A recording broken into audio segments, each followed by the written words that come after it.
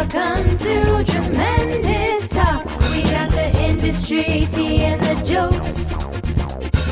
Actors, directors, musicians, and more. You're listening to Tremendous Talk. Hey everyone, I'm Law. And I'm Ash, and this is a Tremendous Talk podcast. Each week, join us as we guide you through the realms of Hollywood and beyond as we speak to industry professionals in the spotlight. So grab a boba tea and leave your shoes at the door. Welcome to Tremendous Talk. Yeah, so good to be back. Happy Filipino American History Month, Heritage Month. Fam, a very exciting time. And because we are celebrating that this month, this week on the podcast, we have one of our favorite Filipinos, Earl Baylon. Now, Earl is an actor, improviser, voice artist, writer, producer based in Los Angeles, California. You've seen this guy everywhere. I'm telling you, everywhere. He's been on internet videos, Netflix, so many things, TV, film, video games. You can hear his voice in the latest work on Netflix's Tomb Raider animated series that you can watch right now, and the game Batman Arkham Shadow. Yes, and Earl has an impressive list of credits that is just growing. Like, this guy stays working, and he's also an outspoken advocate for not only AAPI, but also performers and people in the entertainment industry in Hollywood. Absolutely. This guy is like, he's a safe space, no matter what it may be. We love Earl so much. So without further ado, welcome to the podcast, Earl Baylon! First off, thank you, Earl, for spending time with us today and being on the Tremendous Talk podcast. You know, we always like to uplift our people of color and especially people in the Asian American space, but you're a homie, so that's even better for us. We got some crazy Filipinos in here. Well, welcome. Hell yeah. Hell yeah. We always start with a little speed round. It's very, very simple. Take it at whatever speed you'd like, but Ash, take it away. Speed round question 1. What is your boba order? My boba order is usually honeydew or taro with not boba, but custard. Ooh, I love custard in my boba. It's so underrated. Yeah, it totally is. I know. Wow. Okay. Next question. What's your comfort food? Comfort food is 100% a burrito. Oh, yes. Yes. We'll get into it later, but Earl's a fan of lumpia in various fashions, including potentially film and sinigang packets, but more later. Okay. We know you're on everything right now, but what are you binge watching? What am I binge watching? I just finished Elusive Samurai, which is an anime. What am I working on? I just finished another one. I just finished Solo Leveling. Nice. I heard good things about it. I subbed to Crunchyroll this month, so like you're getting it all in. Yeah, exactly. Panic watching everything while you get that subscription. Okay, and then this is kind of cool because you are in so many different worlds that everyone wishes they could be in. But what is a world maybe that you've been involved in, maybe that you haven't been involved in, that you would just like to be in? In real life? Yeah. Answer this however you want. Got it. Let's see. I've always wanted to be a Cybertronian. A transformer. Yes. That's a good one. Yeah. I think I'd be just afraid, honestly, of that universe. Like, I'm just a little girl. I don't know. Like, I'd get crushed instantly by someone's foot. That's it. I'd be in it for 20 seconds and then that's the end of me. Yeah, it'll be bad. It's interesting because it's like almost like a convergence of kaiju and giant robo at the same time. Yeah. Oh, don't get us started on the kaiju. I will say this though, I've gotten a chance to hear Earl as Ratchet from Transformers for like the little table read we did, and it's good stuff. I hope if Hasbro's listening, they've got a good Cybertronian here. But you know, that's our speed round. Very easy, very quick. But we always like to ask this question before we get into the deeper conversation of Earl. What makes you tremendous? isn't this weird? It's hard for me to talk about myself. It's hard to toot your own horn. You know what I mean? And we're like friends in the space too. Like it adds another layer to things. Totally. Right. I'm always like whip so quickly to like self-deprecating. I'm just like, no. I mean, okay, maybe this is one of those rare ones that like we tell him what makes him tremendous because I got some things. So unless you want us to love bomb you right now, think of something. You have I think honestly it's I want everybody around me to succeed. That is a big thing for me.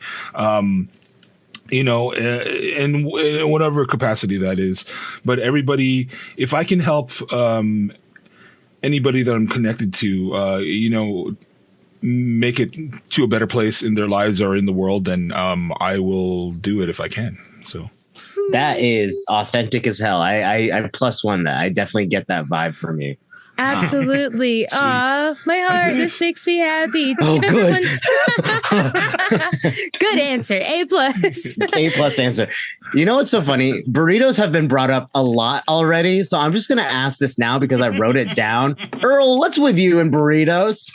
I don't know, man. I think one day I was sitting there, I was like, I gotta have a thing I talk about. And it's like, what is the one thing I fucking love? My entire life, like I've loved burrito supremes. Like when I discovered Alberto's, I was like, this is amazing. So it was just, and it was easy to talk about, on at least on Twitter and the internet back in the day. But I talk about Twitter and the internet like it's a thing of the past. But, I mean, it kind of is now. Right. Sad face. Sad face. But I wasn't necessarily trying to make it part of my identity, but it just became, it just happened. So I was like, sweet, why not? Earl Burrito Baylon. That's amazing. I like it. I do want to give people a context of how we know each other, right? Like we're all, I love everybody on the screen right now. So Earl and I met through Filipino Actors Barkada, a community of Filipino actors and industry professionals based in mainly Los Angeles, but kind of like spread all over the world-ish kind of. And I joined in 2020. Law, how did you meet Earl through Fab too? No. Earl, internet. Earl, were we internet friends first? We have so many mutual connective people.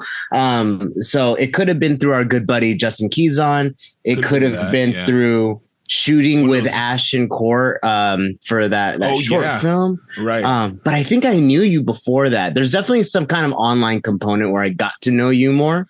There was, Sorry. What were you gonna say? But I can't for the life of me remember when it was, but I feel like I've just known Earl for years now, and I can't tell you what the origin story is anymore. me neither.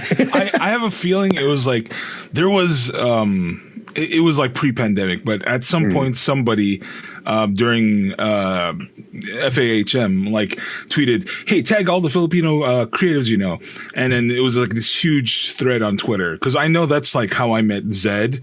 That's how I met like JB, and a couple other folks. So I wouldn't hesitate to say that that was when I met you, Law. Yeah. I will say though, the first time I met Earl in person, I was like, oh, I know him already, but it was because of that weird online, you just see people tweet and like post on Instagram, or I think at the time you were doing more Twitch streams too. I may have stopped in a couple times. So it definitely was one of those things. I don't know how it started, but it started, and then now you're on our podcast, which is exciting. And we're both wearing the plaid. Turntables. We are. Guys, you didn't send me a text message. What the fuck? I'm sorry. I don't know. But I want to give a shout out while it's Filipino American History Month, to the supportive ass Filipino community in Hollywood. I think everybody just between all the festivals, between all the groups and organizations and just like community leaders and creatives that we have, I think everyone just kind of is so supportive, and everyone's constantly bringing each other together. Like, you should know this person. You should know this person. Please, please, please. And Earl, just what you said in the beginning on what makes you tremendous. Like, I want people around me to succeed. And we started the podcast with an intro, just me and Lon. We were saying how you're a safe space for us, right? Like, everyone around you, like Earl's a safe space for everyone around him. And when I think of people who are constantly supporting people or like constantly just like cheering on people, you're immediately someone that I think about. So can you talk a little bit about like how you're so successful in your career? I can't even like fathom the success that you have. Like, you're just living a voice actor's dream. Like, you're on Mocap, you're doing all these super fucking fun things, but you also are a champion for everybody around you. How do you like balance those two? Or how do you feel about like, you move representation forward so much just by being supportive, but also being this like big star, and like you're on so many things, I say again, but yeah, tell us more about that. That was a weird question, but no, I mean, I think, I don't know. I think it just has always who I have been in terms of like, because the community is kind of like how I started this career, you know, supportive people is how I started this career. Like I started literally by meeting a bunch of Asian American improvisers through an organization called Room to Improv that I now kind of run now, you know. So, and I met people through another one called Project Newspeak, and that network, all those supportive people helped me, like, just started me on this career. So like, I wanted to be that for everybody else that I met. And it is all, it's kind of, I've been told that I'm not aware of my own, like, my own place or status or what, so I have no idea, and I just act like I usually do. So yeah, I don't know. Nothing has changed in my head. So I just want to support people as much as I can when, you know, I have, whatever platform I have. So, you know, that's how I know you're such a good person, is because while Ash was complimenting you, I could almost see you physically like guarding yourself from the good words. You're like, I don't know how to take compliments, but like, I totally get that. But everything she said is true, right? Like, I was at an event the other day and then your name got brought up. And someone was like, I know Earl. And someone was like, I also know Earl. And I was like, Earl knows everyone, or everyone knows Earl. Like you just have this, like, yeah, you found a way to like, to make a place in people's hearts. And I hope that resonates in your work life too, because you do have a very impressive list of credits. And I think, like, of my friends, I'll see you like post from like a booth or something. I'll be like, damn, this dude's saying booked. I love it though. But all that to say, we got to celebrate, you know, your return to Jonah, and also the Batman game that you're in. Like, these are some two pretty awesome titles to be a part of. But what has it been like stepping back into at least the Tomb Raider world, coming back to a character? I wonder what that's like, because what was it, 2013 or something was the original trilogy? Yeah, it was 2013 when it first came out, but like, I had been working on it since 2011. Wow. So I was just I did an interview with somebody, and they were like, how has been playing the character? I was like, well, he's kind of part of me at this point, because I've been playing him almost my entire acting career. You know, it's been since 2011, so that's 13 years.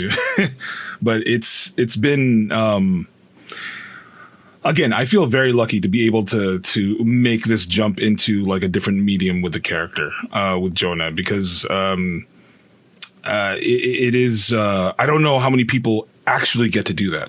Like, if I were to think about voice actors, actors in general, who get to make a jump from one medium to another, I'm just, honestly, I was flabbergasted when it happened, and I almost couldn't believe it. I was super excited to work on it. Especially after, you know, that break between Tomb Raider 2018 and was Shadow of the Tomb Raider and this. It's been a gap. So it was definitely an interesting space to jump back into, but also I was very ready for it. So that's so sick, dude. Like these different mediums and everything. But I think for me, the biggest deal is like, you're playing a fucking Filipino in the Tomb Raider universe. And he's not actually. Oh, he's not Filipino? No. He's Give us the backstory. Yeah. I always tell people this because, but he's Maori, and he was raised in Hawaii. So, but back when I got casted in it, it was just a general island brown man. So, oh wow! Wait, that in itself is very interesting. Right? Yeah. So I honestly didn't get the breakdown of who he was ethnically or like nationality wise until I booked the gig. Oh, this is like backwards town. This is so neat. Oh my gosh. Yeah, it was because like honestly, I probably still have the entire initial breakdown, and it is general jovial island guy or something like that. General jovial island guy. That's like a sitcom. Because they're trying to like hide hide the actual character. That's funny. So it's interesting. I am curious because like when you did the games, you did mocap work for it, right? And facial stuff. Does that translate to character design as well, or did they have to design and then include your movements? Basically, they had to design that I actually, you know what? I saw the model while we were shooting, so I think they had something at least in mind already. I don't think they took any inspiration from me other than being brown. So, yeah. I think there was there's definitely already a lot of concept work done on the character before I stepped into the role. Yeah. Gotcha. That's nuts. You fit it so perfectly, I guess. Honestly, yeah, like the balance of things too. But I feel like every character, you play such diverse characters. Like you play so many different things in your incredible IMDb page. But can you give us like, for people who want to get into voiceover and mocap and stuff, can you just give us some advice on how to get into that industry and how to like kind of get to where you are right now? I will tell you like what's first of all, I have to say how I got into it, which is kind of atypical, but I started off in live sketch and live comedy, and I did that for by the time I booked this, I'd been doing it for about 6 years, and after I started auditioning for on-camera work, which was about in 2018, so 3 years into like doing the whole thing, 3 or 4 years. I wanted to start getting into voiceover. I had a friend who put out a casting call for a game called Dungeon Fighter Online. I auditioned for that. I booked it, and then I got this random email. Oh, not a random. I got an email from my agent, and it was for this unnamed project, which was Tomb Raider. And then I booked that. So Tomb Raider 2013 was my second video game ever. Wow. Yeah, it was kind of, and what I say about it is like, the only reason I was even in the place to book that is that, I was ready to book it, in terms of like, I was constantly working, even if it wasn't paid work, necessarily paid work, but I was always I don't want to say self-producing, but I was always performing. I always had an improv troupe that was performing every month. I had a sketch group that I was, we had a residency at one of the theaters, comedy theaters here in LA. So we were producing new stuff every month as well for that, and competing at like different sketch competitions. And just being able to like stay sharp when an opportunity did come, that's really what happened. So that's really what I can say about like getting into voiceover stuff, because like I feel like my path into it was a little atypical. Mm-hmm. So I know there is kind of a path that you want to do, which is like train. Of course, you train. You always have to train. You always have to have like a basis for like what you're doing. How much training you need depends on you, of course. Mm-hmm. But you know, you should always. I forgot what I was going to say there, but yeah, you always have to have a basis, and yeah, the path in the voiceover. But yeah, train, create a demo, shop it out to agents, and then hopefully keep on doing work, even if it's stuff that you get on your own. Always self-submit. Check the boards every day. So. I did all that stuff prior to, Earl, repped and stuff. Yeah, that is kind of. I have a question about this because, like, Ash, I don't know if you know this, but Earl just hopped onto one of our like a 48-hour film challenge we did last month or earlier this month. A lot of fun.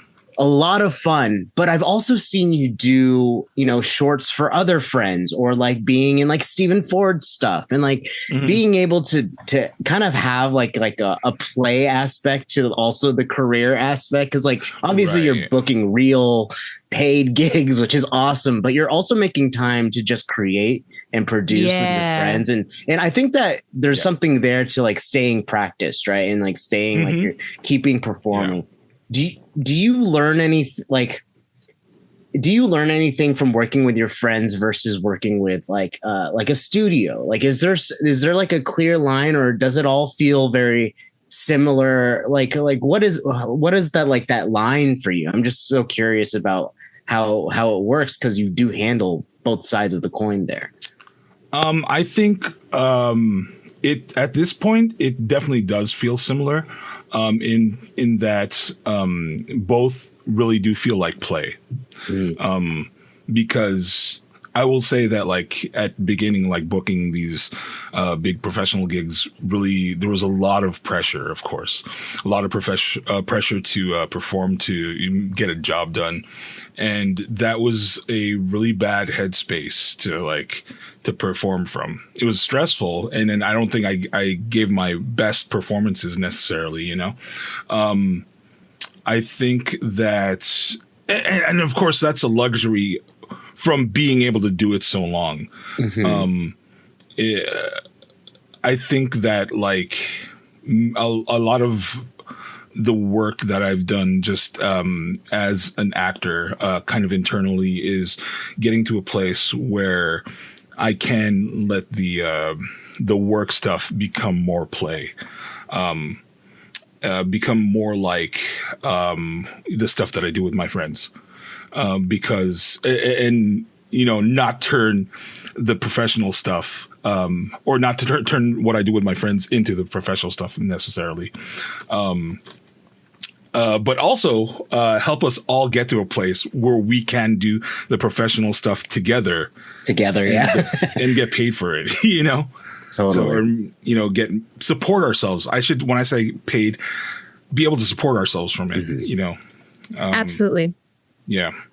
Absolutely. I got to go back a second too and say, I love that your career and your path into this, like, the industry that you're in right now wasn't linear, because like everyone's journey is so different and so unique. And I love that, like, that's what got you here too.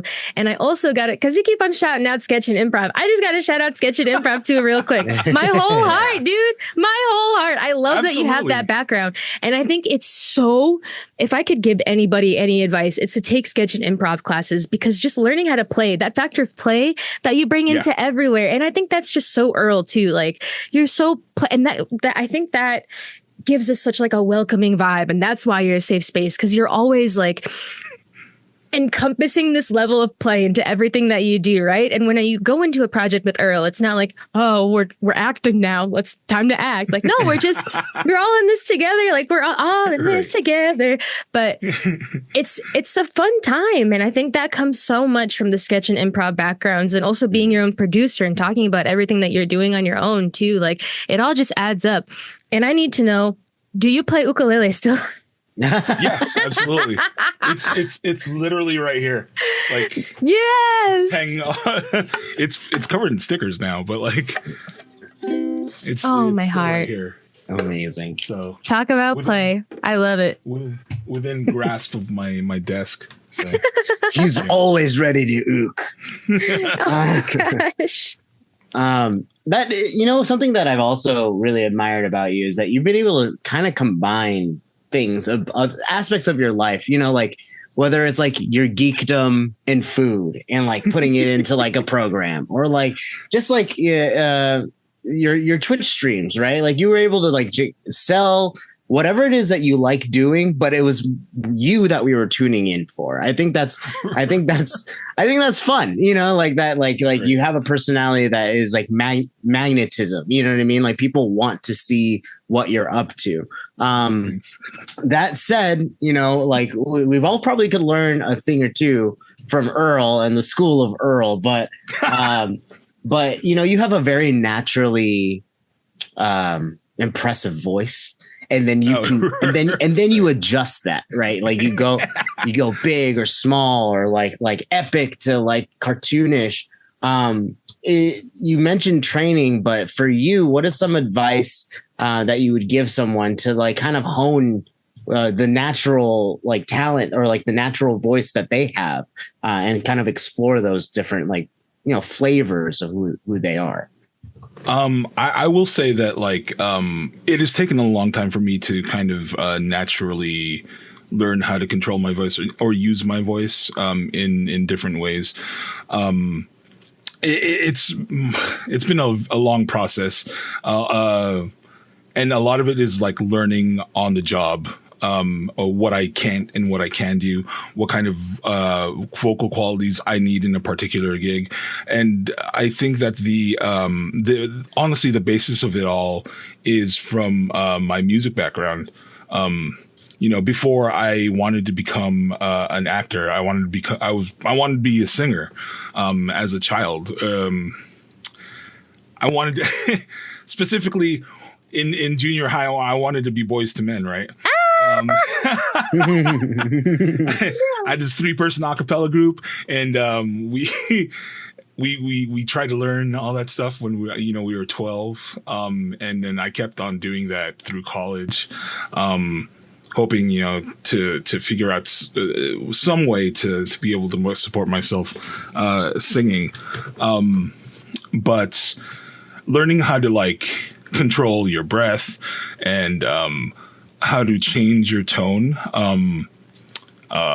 is kind of what has helped me learn how to control my voice, and that was also helped by like later on doing character work again in sketch and improv, because you learn things like people always assume that when you put on a character, it's just an accent, but there's like so much other stuff that goes into creating a voice or a character, like whether they talk slow or they talk really fast, or where it sits in your, like, if it sits like in your mask or in the back of your throat, or like, all that stuff, whether they, speak really high or they speak from their chest. It's all little things that you that you learn to play with, and then hopefully get to use in the booth and get paid for it. So tasty. I love it. I do gotta ask, I know we're wrapping up time, but like there's kind of a lot of things happening in the ether of the worlds you're in, right? Like there's a whole big thing happening with SAG and video game voiceover actors right now. Do you want to get into it a little bit? Yeah, sure. I mean, I think it's an important thing that we do need to talk about. AI, generative AI is something that is definitely concerning a lot of people. That is kind of the crux of the strike with video games at this point. And it's something that does need to be addressed. Because and it's even more, to me, it's even more immediate than like the on-camera stuff, because we can look at all the generative AI things that are being put out by in terms of video, like it's good, but it's not quite there yet. Like, but voice is pretty close. It's really not easy, but it's more available.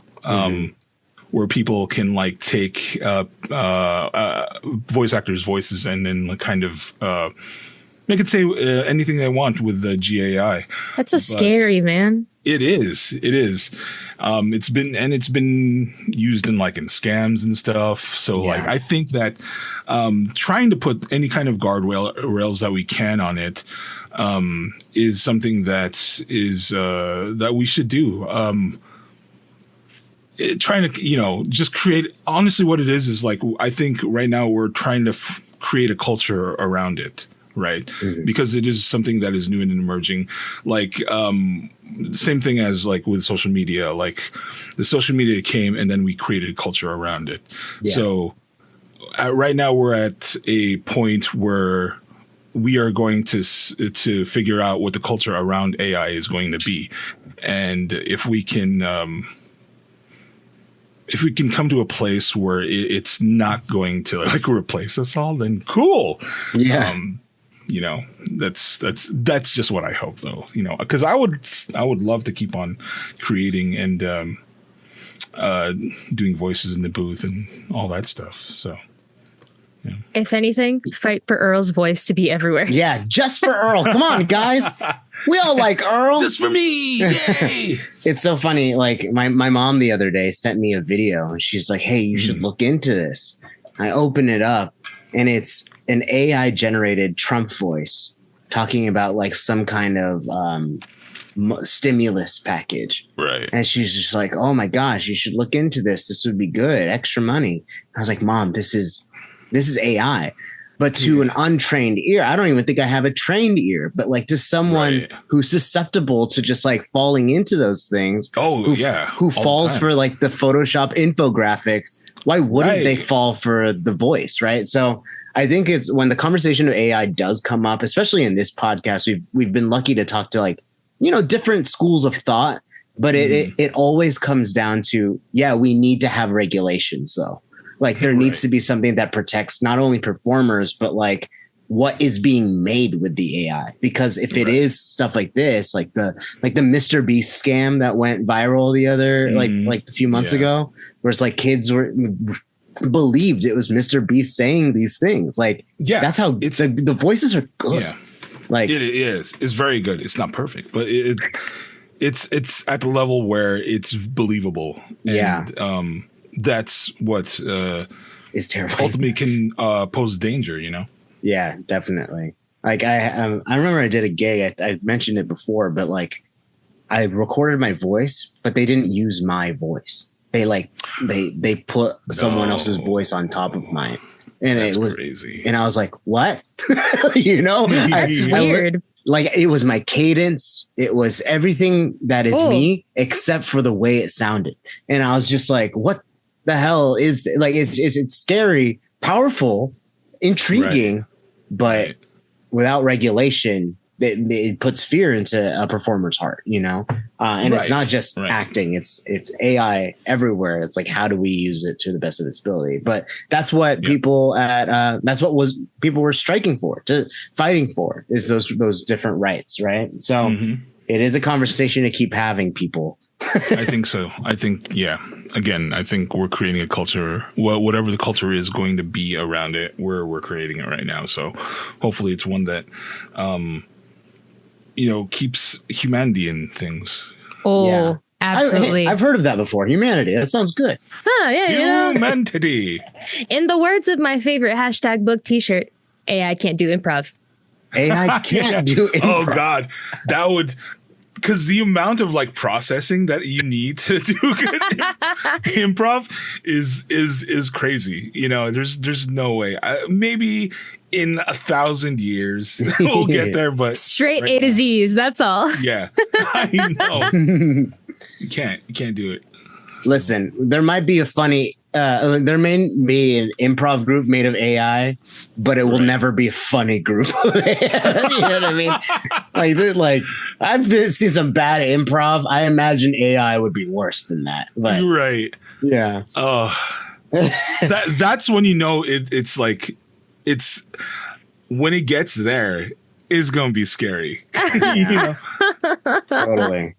Totally. It's like, oh, we're about to be replaced. Oh no! Everybody knock on wood right now.